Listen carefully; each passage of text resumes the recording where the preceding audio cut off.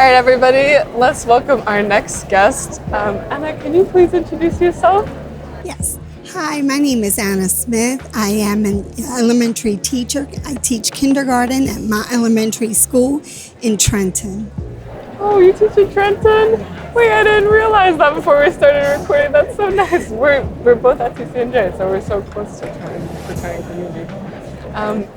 Anna, we have a question. We have some questions for you. Chelsea, take it away. So in your educational career, when you were going to school, right, was there ever a moment that you felt that, now looking back, inspired you to go into the classroom and pursue a career in education? Yes.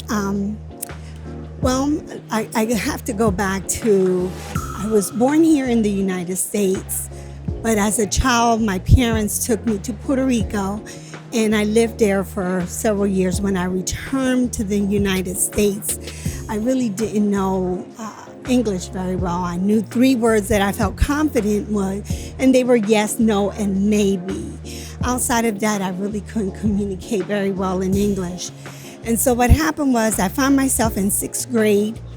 My teacher had no patience for me because she was not able to understand what I was trying to communicate to her.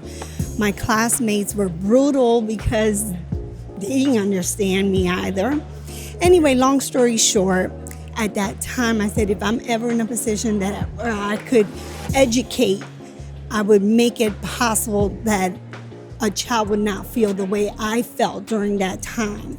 And that was what inspired me to become an educator. I wanted to be able to ease the transition of being a multilingual and just make it more comfortable for them. So that's what I do these days. That is amazing. And I think a lot of students need teachers who understand where they're coming from and maybe even incorporate aspects of their language into their lessons, because it's an asset in the classroom, but sometimes it's not always viewed that way. Correct. Actually, I'm very fortunate to be teaching a dual language immersion program right now. So I teach in the Spanish world, and I teach all the content in Spanish, and my co-teacher teaches all the content in English. And so we rotate weekly and daily. So we have a total of 41 students at this time. Yes. That's all in one class, or do you have multiple classes? No, I teach one class of 21, and she teaches one class of 21. But like I said, we rotate weekly and daily and weekly. So therefore, we get to see the children every day. We still have a lot of students though. Hannah. The next question is for you is, have you ever experienced a moment while working in a school that reminded you of why you decided to become an educator? Yes, I actually have several, but I will share. A couple years ago, I had a student who has selective mutism. He was able to speak, however, he chose not to speak. And throughout the school year, it was difficult to make sure that he can progress, or what kind of progress he was making, if I could not hear or assess him, by hearing what was going on in his mind.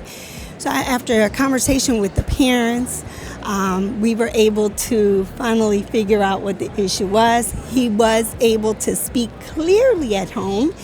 And so I was able to actually have a conversation with him later on in the classroom about the fact that I was aware that he could speak. Anyway, long story short, he was able to communicate with me from that point on. We were able to progress him and make progress as he continued his education. I am so proud to say he is now in 2nd grade and he is doing very well. Oh, that's such a nice story. But that had to do with the fact that I was able to reach him.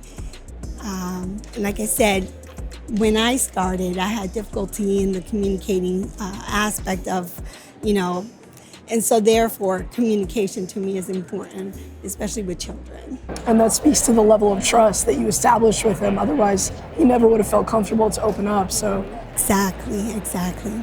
So I thank you. Thank you for that. Anna, thank you. Thank you.